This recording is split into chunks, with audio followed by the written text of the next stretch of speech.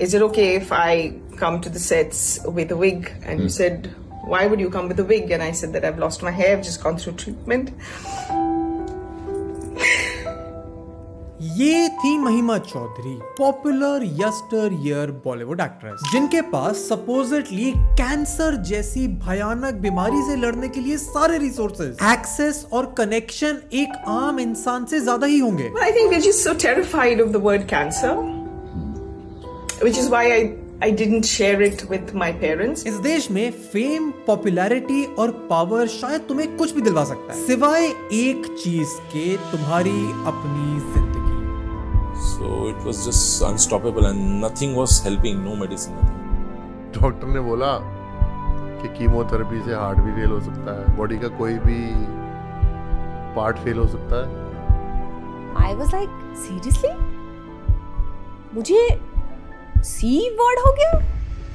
साल था 2004। बॉलीवुड के पॉपुलर डायरेक्टर अनुराग बासु, जिनको तुमने कई रियलिटी शोज में जरूर देखा होगा, वो शूटिंग कर रहे थे अपनी अगली फिल्म तुम सा ना देखा की, जब एक दिन उन्हें अपने मुंह में बड़े बड़े ब्लिस्टर्स महसूस होते हैं। एक दिन ऐसे ब्लिस्टर्स आए मुंह के अंदर, बहुत बड़े बड़े, छाले भी नहीं बोलूंगा, अजीब तरह के यार। It's like you know my tongue and mouth is having herpes और पॉक्स जैसे, लाइक बिग। अनुराग नॉर्मल हेल्थ चेकअप कराने और ब्लिस्टर्स का इलाज कराने डॉक्टर के पास जाते हैं, और इसके बाद अगले 30 दिन में जो होता है वो अनुराग बासु, उनकी फैमिली, फिल्म इंडस्ट्री के उनके दोस्तों तक ने सपने में भी नहीं सोचा होगा। अनुराग बासु के पास जीने के सिर्फ 2 से 3 हफ्ते बचे थे, because he had been diagnosed with acute promyelocytic leukaemia AKA blood cancer. And हाँ, आज 22 साल बाद अनुराग बासु हमारे बीच है, पूरी तरह से फिट एंड फाइन है। वो क्यों और कैसे हुआ उसकी बात हम इस वीडियो में जरूर करेंगे, पर हर सेलिब्रिटी इतना लकी नहीं होता। इरफान खान, ऋषि कपूर और पुनीत राजकुमार जैसे कई सुपरस्टार को हमने रिसेंट ईयर्स में कैंसर और कार्डियक अरेस्ट जैसी भयंकर जानलेवा बीमारियों से लड़ते और हारते हुए देखा। तो वहीं अनुराग बासु, किरण खेर, संजय दत्त, मनीषा कोइराला, सोनाली बेंद्रे और हीरा खान जैसे सेलिब्रिटीज भी हैं, जिन्होंने न सिर्फ कैंसर जैसी बीमारी से लड़ाई करी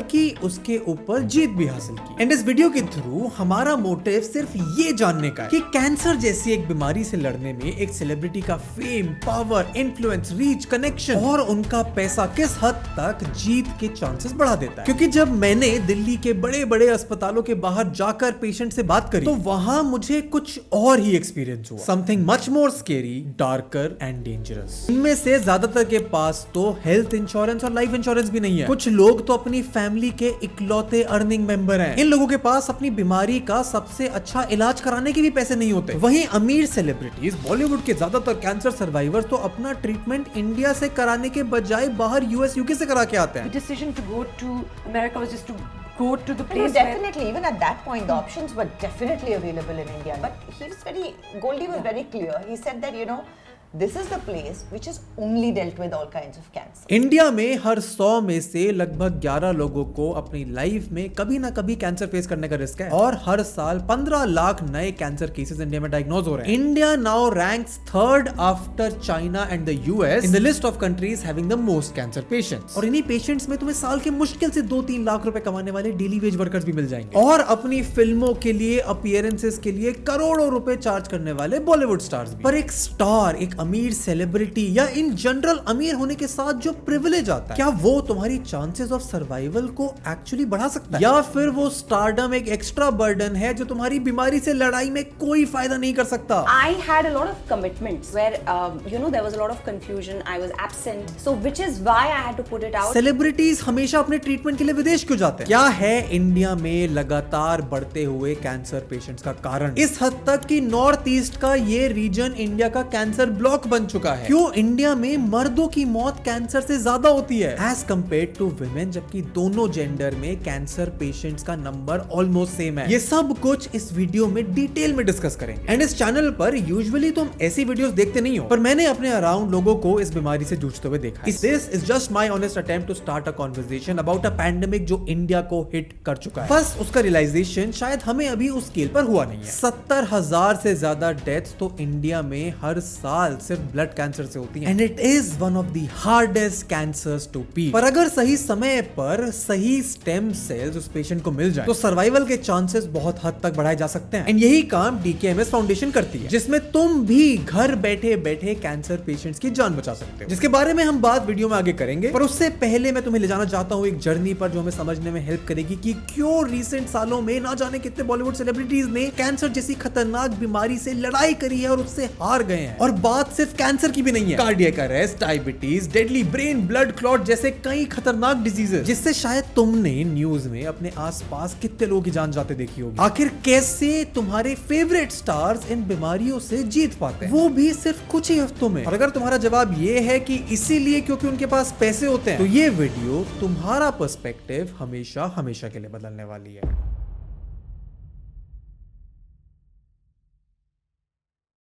ऑलमोस्ट हर साल न्यूज में तुम्हें किसी ना किसी सेलिब्रिटी की life changing injury, life threatening disease या एक्सीडेंट की खबर मिली जाती है। जैसे अमिताभ बच्चन को जब 1982 में कूली की शूटिंग करते हुए एक फाइट सीन के दौरान इंजरी होती है तो पूरा देश उनकी जान बचाने के लिए दुआ मांगता है। युवराज सिंह तो कैंसर से लड़ते हुए इंडिया को वर्ल्ड कप जिता गए और मनीषा कोइराला ने तो स्टेज 4 कैंसर से लड़ने के बाद बॉलीवुड में कमबैक किया था। इंस्पिरेशनल सर्वाइवल स्टोरीज तुम्हें बहुत मिल जाएंगी, बट इनका इम्पैक्ट ढंग से समझ तब आता है जब हम इन सर्वाइवल स्टोरीज को सर्वाइवल की हायरार्की के इन 5 लेवल्स पर रैंक करते हैं। एंड रैंक से मेरा मतलब इनको गेमिफाई करना नहीं है, ये इसीलिए है ताकि तुम्हें इनकी सिवियरिटी, इनका इम्पैक्ट और इनसे रिकवरी के चांसेस सच में पता चल सके। और किसी स्टार की सफरिंग किसी दूसरे से कम या ज्यादा नहीं है। इस रैंकिंग से इंटेंशन तुम्हें सिर्फ इस बात की क्लैरिटी देना है कि कितने एक्सेस, रिसोर्सेज और कनेक्शन से किस हद तक अपने सर्वाइवल के चांसेस को बढ़ाया जा सकता है, जो शायद एक देश का आम इंसान सोच भी नहीं सकता कि उसे कभी मिलेंगे। शुरुआत करते हैं लेवल 1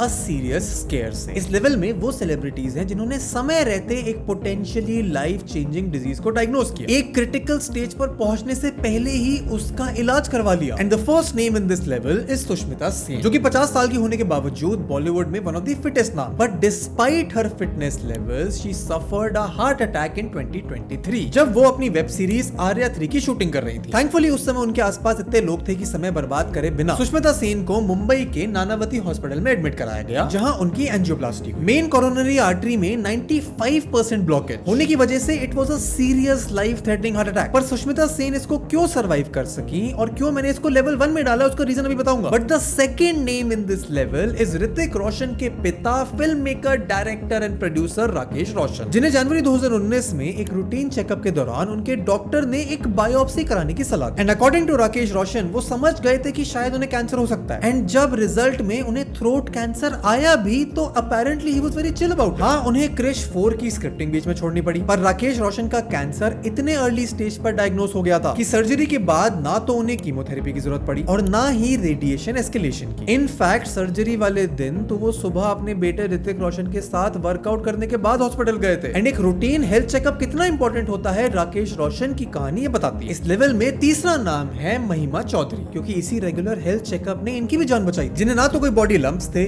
ना पेन और ना ही कैंसर का कोई और सिम्टम जो उनकी बॉडी ने अभी तक शो करना शुरू किया। पर एक रेगुलर हेल्थ चेकअप के दौरान उनके ब्रेस्ट कैंसर को स्टेज 0 में डायग्नोस कर दिया गया। And that is exactly why she could survive. पर हर सेलिब्रिटी राकेश रोशन और महिमा चौधरी जितना लकी नहीं होता। जैसे मुमताज, 2002 में जब 54 साल की मुमताज को ब्रेस्ट कैंसर डायग्नोज हुआ तो उन्हें कीमोथेरेपी के 6 राउंड्स और रेडिएशन थेरेपी के 35 सेशन के थ्रू गुजरना पड़ा। एंड कैंसर जैसी बीमारी के लिए कहा जाता है कि बीमारी से ज्यादा टॉर्चरस उसका इलाज होता है। कीमोथेरेपी में सर के सारे बाल चले जाते हैं, बॉडी इतनी वीक हो सकती है कि बिना सपोर्ट के चलना तक नामुमकिन होता है। And in a lot of cases patients can't even eat properly. और ये सारे केसेस और सिवियर हो जाते हैं इन लेवल 2 क्रिटिकल रिकवरी। इस लेवल में आते आते बीमारी ऑलरेडी लाइफ थ्रेटनिंग बन चुकी है और सर्वाइवल अब करेक्ट मेडिकल इंटरवेंशन से ही पॉपुलर है, which includes chemotherapy, major surgery, ICU, long hospitalisation and months of recovery. और शायद ये तुम्हें भी मेरी तरह एक कॉमन मिसकंसेप्शन होगा कि इन सारे बड़े सेलिब्रिटीज, अमीर लोगों का एक रेगुलर हेल्थ चेकअप तो होता होगा, इसीलिए तो इनका अर्ली डायग्नोसिस पॉसिबल हो पाता है। क्योंकि सोनाली बेंद्रे, संजय दत्त और मनीषा कोइराला को स्टेज 4 में जाकर कैंसर डिटेक्ट हो और टीवी सीरियल ये रिश्ता का कहलाता है फेम हिना खान को 3rd स्टेज में ब्रेस्ट कैंसर डायग्नोज हो पाया। एंड यहीं पर शायद तुम्हें सही connection, access to right treatment और फाइनेंशियल अफ्लुएंस, यानी तुम्हारे पास कितना पैसा है, उसका असली रोल देखने को मिलेगा। क्योंकि डायग्नोज होने के 3 दिन के अंदर सोनाली बेंद्रे इलाज कराने न्यूयॉर्क निकल चुकी थी। In 3 days we were out of the country, the tests had gone. Diagnose होने के सिर्फ 10 महीने के अंदर संजय दत्त ने अपने आप को कैंसर फ्री डिक्लेयर कर दिया था। मनीषा कोइराला ने मुंबई में डॉक्टर से इलाज शुरू तो करवाया, पर अल्टीमेटली न्यूयॉर्क के Memorial Sloan Kettering Cancer Center में शिफ्ट हो गई। अब इसका मतलब ये बिल्कुल भी नहीं है कि हमारे देश में कैंसर का सही ट्रीटमेंट अवेलेबल नहीं है, पर जब एक सेलिब्रिटी दुनिया के सबसे स्पेशलाइज्ड और सबसे सक्सेसफुल कैंसर ट्रीटमेंट को अफोर्ड कर सकता है, तो वो क्यों नहीं करेगा। पर ट्रीटमेंट अफोर्ड करना और ट्रीटमेंट के थ्रू निकल कर आना अलग चीजें हैं, क्योंकि इंटेंस कीमोथेरेपी की वजह से इन चारों सेलिब्रिटीज के सर पर से बाल जा चुके थे। उनकी बॉडी कहीं महीनों तक ट्रीटमेंट के साइड इफेक्ट से जूझती रही। एंड बीइंग अ सेलिब्रिटी, तुम अपने कैंसर को या तो दुनिया से छुपा सकते हो या अपने ट्रीटमेंट प्रोसेस को डॉक्यूमेंट करके बाकी कैंसर पेशेंट्स को इंस्पायर कर सकते हो। And I was so glad to see कि सोनाली बेंद्रे, हिना खान और Manisha Koirala chose to openly speak about their illness, जिससे टियर 2, टियर 3 जैसे शहरों में शायद कैंसर को लेकर टबू थोड़ा कम हुआ होगा। पर इस hierarchy of celebrity survival stories का स्टेज 3 इतना क्रिटिकल है कि डायग्नोसिस, ट्रीटमेंट और रिकवरी किसी भी स्टेज पर हल्की सी गलती होने पर भी जान जा सकती है। Level 3, survival against all odds. 2011 के क्रिकेट वर्ल्ड कप के इस मैच को देखिए। बाद में मैन ऑफ द टूर्नामेंट बने युवराज सिंह वेस्ट इंडीज के अगेंस्ट मैच में पिच के बीच पर बैठकर खांसते हैं और फिर उनके मुंह से खांसी के साथ खून निकलता है। उस समय तो युवराज सिंह को नहीं पता था, पर वो ऑलरेडी लंग कैंसर से लड़ रहे थे। इनफैक्ट युवराज ने तो डायग्नोसिस होने के बाद भी ये मानने से इनकार कर दिया कि उन्हें कैंसर हो भी सकता है। तो मुझे एक्चुअली 1 साल लगा एक्सेप्ट करने में कि मेरे को कैंसर है। एंड कैंसर डायग्नोस होने के सिर्फ 1.5 साल के बाद युवराज सिंह इंटरनेशनल क्रिकेट में वापस तो आ गए, पर ये केस लेवल 3 में इसीलिए है क्योंकि पहले तो युवराज सिंह की बायोप्सी रिपोर्ट उनकी गाड़ी से चोरी हो गई, फिर दूसरी डायग्नोसिस रिपोर्ट ही गलत थी, जिसकी वजह से कैंसर के डायग्नोसिस में डिले हो गया। पर मेरे अकॉर्डिंग इस पूरी हायरार्की में सबसे डेंजरस केस है डायरेक्टर अनुराग बासु का, जिनकी बात हमने इंट्रो में करी थी, जिन्हें एक दिन 2004 में अपनी मूवी के शूट के दौरान मुंह में छाले फील होते हैं। वो डॉक्टर के पास जाते हैं और डॉक्टर उन्हें जीने के सिर्फ 2 हफ्ते देता है, क्योंकि अनुराग बासु को था स्टेज 4 ब्लड कैंसर। उस समय किसी तरह सुनील दत्त ने अनुराग बासु को हॉस्पिटल बेड दिलवाकर उनका इलाज तो करा दिया, पर आज 22 साल बाद भी ब्लड कैंसर को पूरी तरह से ट्रीट करना इंडिया के लिए पॉसिबल नहीं हुआ है। एंड ब्लड कैंसर के खिलाफ इस लड़ाई में लड़ रहा है DKMS फाउंडेशन। हर साल इंडिया के 1 लाख लोग ब्लड कैंसर से डायग्नोज होते हैं। एंड आई होप तुम, तुम्हारे दोस्त, तुम्हारी फैमिली को कभी इस बीमारी से लड़ना ना पड़े। पर जिन लोगों ने अपने आसपास के लोगों को कैंसर से लड़ते हुए देखा, उन्हें पता है कि कैंसर सुनने में जितना मेंटली, फिजिकली और फाइनेंशियली ड्रेनिंग लगता है, रियलिटी में उससे कई गुना ज्यादा होता है। ब्लड कैंसर में bone marrow healthy blood cells बनाने की जगह भारी मात्रा में कैंसर सेल्स बनाने लगता है, और ये cancerous cells red blood cells को खून में ऑक्सीजन पहुंचाने से रोकते हैं, व्हाइट ब्लड सेल्स की इम्यूनिटी को कमजोर करते हैं। पर इन्हीं कैंसरस सेल्स को बढ़ने से रोका जा सकता है अगर सही समय पर पेशेंट को सही स्टेम सेल्स मिल जाए। एंड सबसे दुख की बात यह है कि इंडिया की 150 करोड़ की पॉपुलेशन में से सिर्फ 0.09% स्टेम सेल्स डोनर रजिस्टर होते हैं। हर साल इंडिया में 10,000 से ज्यादा बच्चे थैलेसीमिया जैसी बीमारी के साथ पैदा होते हैं, लेकिन ब्लड कैंसर को जल्दी डिटेक्ट करके क्योर करने के चांसेस कई % तक बढ़ाए जा सकते हैं। ब्लड टेस्ट और बोन मैरो टेस्ट अगर सही समय पर कराया जाए और पेशेंट को सही स्टेम सेल डोनर मिले तो सर्वाइवल के चांसेस और ज्यादा बढ़ जाते हैं। DKMS ऐसी ही एक ऑर्गेनाइजेशन है जहां डोनर रजिस्टर करके अपने हेल्दी स्टेम सेल्स को डोनेट कर सकते हैं और ब्लड कैंसर पेशेंट्स की रिकवरी में मदद कर सकते हैं, क्योंकि इंडिया में आज भी ब्लड कैंसर पेशेंट के मुकाबले डोनर्स का नंबर बहुत कम है। लगभग 10 गुना ज्यादा डोनर्स इंडिया को चाहिए ताकि ब्लड कैंसर से लड़ा जा सके, ताकि हर पेशेंट को एक सही मैच मिल सके। प्रॉब्लम यह है कि ये मैच ब्लड ग्रुप मैच करने की तरह नहीं होता। स्टेम सेल्स मैच करना उससे कहीं ज्यादा मुश्किल, क्योंकि यहाँ HLA type, tissue type match होना जरूरी है। आज लोगों को आइडिया नहीं है कि उनका ब्लड स्टेम सेल डोनेट करना कई लोगों को जिंदगी दे सकता है, एंड इसीलिए बताना हमारी जिम्मेदारी है कि आज मैं और तुम बहुत ही सेफ तरीके से बिना किसी सर्जरी के अपने ब्लड स्टेम सेल्स डोनेट कर सकते हो। ये एक 3 से 5 घंटे का प्रोसीजर होता है, जिसमें एक मशीन आपके ब्लड से स्टेम सेल्स को अलग करके खून को वापस आपकी बॉडी में ट्रांसफर कर देती है, और सिर्फ कुछ ही देर में हेल्दी स्टेम सेल्स तुम्हारी बॉडी में वापस से जनरेट हो जाते हैं, बिल्कुल पहले की तरह। एंड अगर तुम रजिस्टर करना चाहते हो तो DKMS की वेबसाइट पर जाओ, वहां रजिस्टर करो, स्वैब किट ऑर्डर करो और अपने चीक्स को स्वैब करके रिवर्स पिकअप शेड्यूल कर दो। अगर आपके स्टेम सेल्स की जरूरत जरूरत किसी ब्लड कैंसर पेशेंट को पड़ती है तो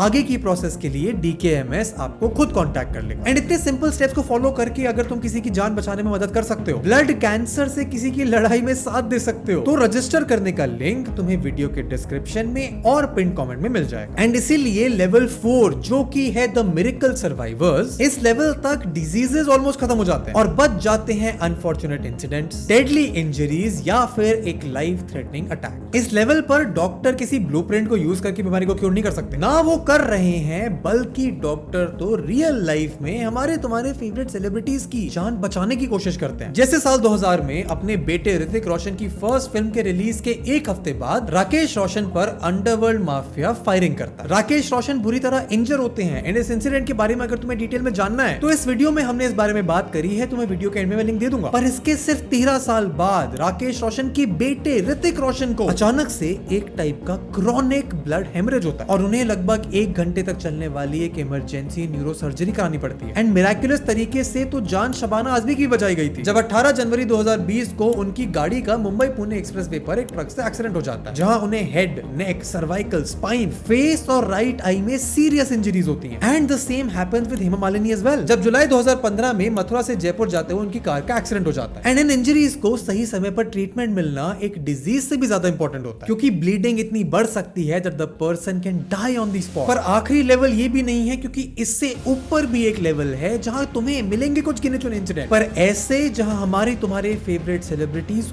ऑलमोस्ट मौत से हार गए थे। Level 5 death interrupted. 2 अगस्त 1982 को अमिताभ बच्चन को बैंगलोर के सेंट फिलोमिनास हॉस्पिटल में क्लिनिकली डेड डिक्लेयर कर दिया जाता है, only to revive him just minutes later. Doctors को भारी मात्रा में एड्रेनालिन के इंजेक्शंस देने पड़े अमिताभ बच्चन को ताकि उनके दिल को दोबारा शुरू करा जा सके। पूरा देश इंडस्ट्री के सबसे बड़े मेगा स्टार के लिए प्रे कर रहा था। 200 डोनर ने 60 से ज्यादा बॉटल ब्लड डोनेट करा। ऐसा इसीलिए क्योंकि कुली की शूटिंग के दौरान एक एक्शन सीन में हुई इंजरी अमिताभ बच्चन की जान ऑलमोस्ट ले गई थी। एंड क्योंकि जिन सेलिब्रिटीज की हमने बात करी उनकी जान बचा ली गई, इसका मतलब ये नहीं है कि कैंसर जैसी बीमारी या हार्ट अटैक से लोगों की मौत नहीं होती। इरफान खान, ऋषि कपूर, राजेश खन्ना, नरगिस, विनोद खन्ना, फिरोज खान, नूतन, पंकज धीर, इन सबके पास भी वर्ल्ड के बेस्ट डॉक्टर्स, हॉस्पिटल, पैसे, कनेक्शन, सबका एक्सेस था, but they still could not make it. But अगर तुम्हें कैंसर जैसी बीमारी से लड़ने का एक सही तरीका ढूंढना ही है तो हमें समझना पड़ेगा कि एक कैंसर पेशेंट को एक्चुअली बचाता क्या है वो फैक्टर्स जिनसे कैंसर पेशेंट की जान बचाने के चांसेस कई हद तक और ज्यादा हो जाते हैं।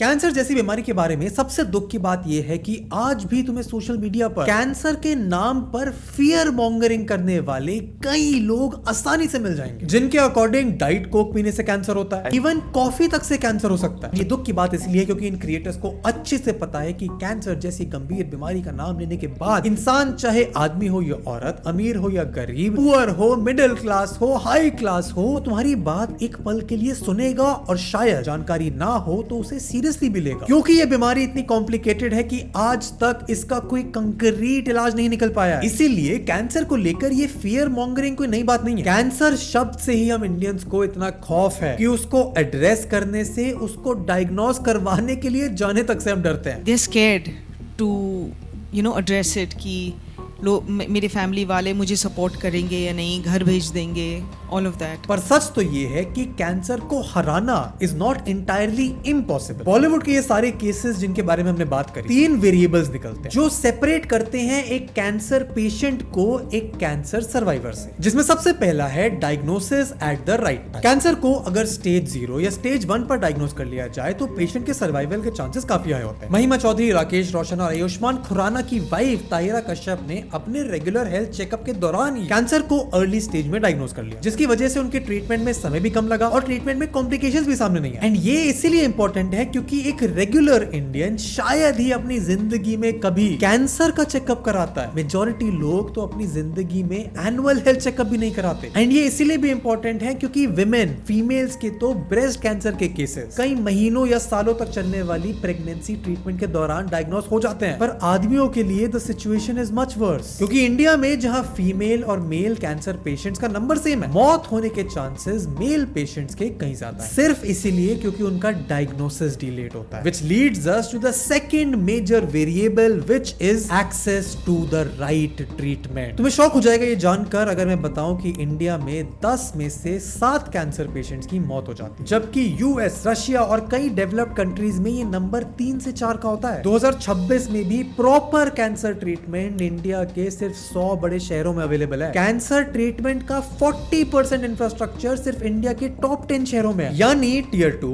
टियर 3, टियर 4 और गांव के पेशेंट्स को कैंसर का ट्रीटमेंट तक लेने के लिए 8, 10, कभी-कभी 12 घंटे ट्रैवल करके आना पड़ता है सिर्फ हॉस्पिटल जाने के लिए। ऐसे में जब तुम किसी सेलिब्रिटी को फॉरेन में कैंसर ट्रीटमेंट के लिए जाने के देखते हो तो शायद गलती हमारे डॉक्टर्स या हॉस्पिटल की नहीं बल्कि इंफ्रास्ट्रक्चर की है। एंड इसीलिए तीसरा सबसे बड़ा वेरिएबल है डिजीज बायोलॉजी AKA लक। समझना जरूरी है कि हर तरह के कैंसर के सेम सर्वाइवल चांसेस नहीं होते। सर्वाइवल रेट और ट्रीटमेंट कितना बेनिफिशियल है वो डिपेंड करता है पेशेंट के कैंसर टाइप पर, उसकी बायोलॉजी पर एंड इवन उसके कॉज पर। जैसे इंडिया के नॉर्थ ईस्टर्न स्टेट्स में भारी मात्रा में टोबैको कंजम्पशन की वजह से कैंसर पेशेंट्स का नंबर तेजी से बढ़ रहा है, और लंग कैंसर जिसका मेजर कॉज टोबैको स्मोकिंग होता है उस पर अच्छे से अच्छा ट्रीटमेंट भी काम करना बहुत मुश्किल है। और कई बार कैंसर ऐसे टाइप का होता है जिसमें ना तो तुम्हें इंटेंस कीमोथेरेपी की जरूरत है ना रेडिएशन थेरेपी की, एंड ये सब प्योर लक है। एंड जो डॉक्टर्स, फिटनेस एंथुसियास्ट तुम्हें एडवाइस देते हैं वो इंप्लीमेंट करोगे तो तुम्हारे कैंसर ना होने के चांसेस या उससे बचने के चांसेस भी बढ़ सकते हैं, जैसे regular physical exercise, having a healthy balanced diet, not smoking and drinking, regular health checkup. क्योंकि शायद लोगों के लिए डाइट कोक में एस्पर्टेम है उससे कैंसर होता है ये मानना ज्यादा आसान है अपनी स्मोकिंग की हैबिट छोड़ने से, या बाहर के खाने को बंद करके घर का हेल्दी खाना खाने से, अपनी प्रोटीन की रिक्वायरमेंट पूरी करने से, अपनी एक्सरसाइज को प्रायोरिटी देने से। ब्लड कैंसर पेशेंट्स के लिए ये लक शायद हो सकता है अपने लिए सही स्टेम सेल डोनर से मैच करना, एंड तुम घर बैठे वो लक बन सकते हो। DKMS के साथ रजिस्टर करने का लिंक तुम्हें डिस्क्रिप्शन और पिन कमेंट में मिल जाएगा, जाकर उसे चेकआउट करो। वीडियो अच्छी लगी हो तो लाइक करो, चैनल को सब्सक्राइब करो, स्क्रीन पर आ रही वीडियोस को चेकआउट करो, and I will see you